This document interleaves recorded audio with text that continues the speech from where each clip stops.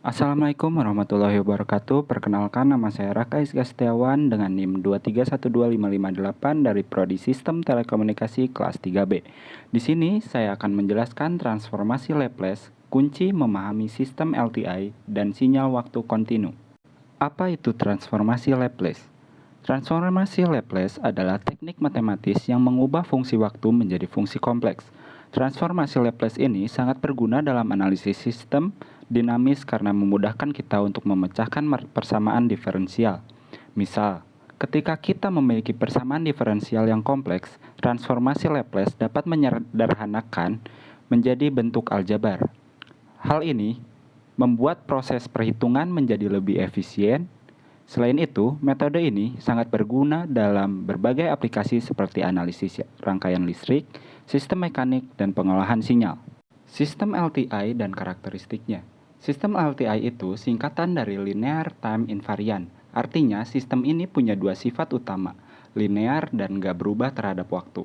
Yang pertama, linearitas. Nah, kalau bicara linearitas, gampangnya seperti ini. Sistem ini nurut sama aturan superposisi. Jadi, kalau input X1T ngasih output Y1T dan X2T ngasih Y2T, maka kombinasi dari AX1T ditambah BX2T bakal ngasih hasil AY1T dan BY2T. Intinya, kalau inputnya dikali atau dijumlah, outputnya juga bakal ngikutin dengan pola yang sama. Yang kedua ada time invariant atau waktu tetap. Sifat ini simpel banget. Kalau inputnya digeser waktunya, outputnya juga bakal geser dengan cara yang sama. Misal, XT ngasih output YT, maka kalau inputnya jadi X, T minus T0, outputnya juga bakal jadi Y, T minus T0. Artinya sistem ini konsisten banget, nggak terpengaruh sama perubahan waktu. Jadi, kalau mau memahami sistem LTI, cukup ingat dua hal ini, yaitu linearitas dan nggak berubah terhadap waktu. Aplikasi dalam sinyal waktu kontinu.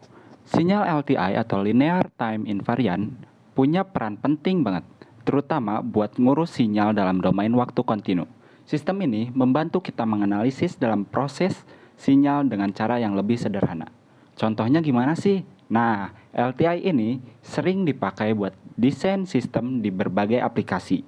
Misalnya dalam dunia komunikasi, sistem ini bantu mengolah sinyal biar lebih efektif. Atau di bidang kontrol, LTI bikin desain sistem lebih mudah dan efisien.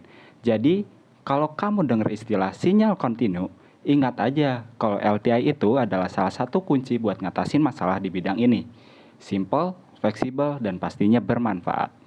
Jadi teman-teman, di slide ini kita mau bahas apa sih keuntungan dari transformasi Laplace yang bikin dia sering banget dipakai di dunia teknik.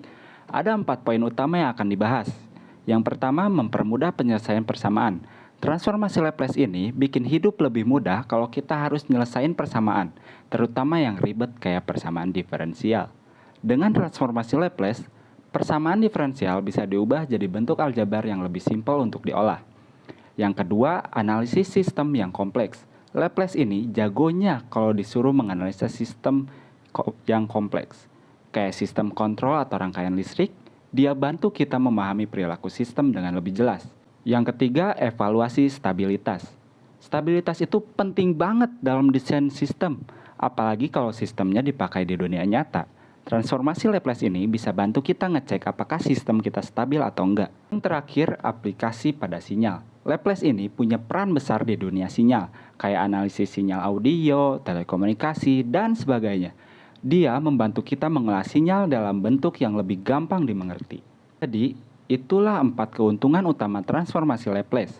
Intinya, alat ini bikin kita lebih efisien dalam banyak hal, dari analisis hingga desain sistem. Jadi, kesimpulannya, transformasi Laplace merupakan alat penting dalam menganalisis sistem linear time invariant atau LTI dan sinyal waktu kontinu.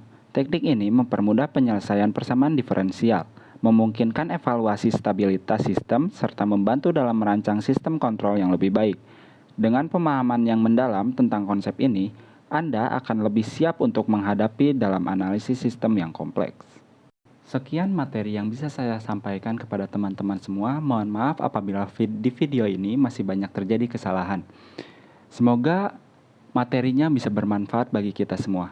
Sekian dari saya. Wassalamualaikum warahmatullahi wabarakatuh.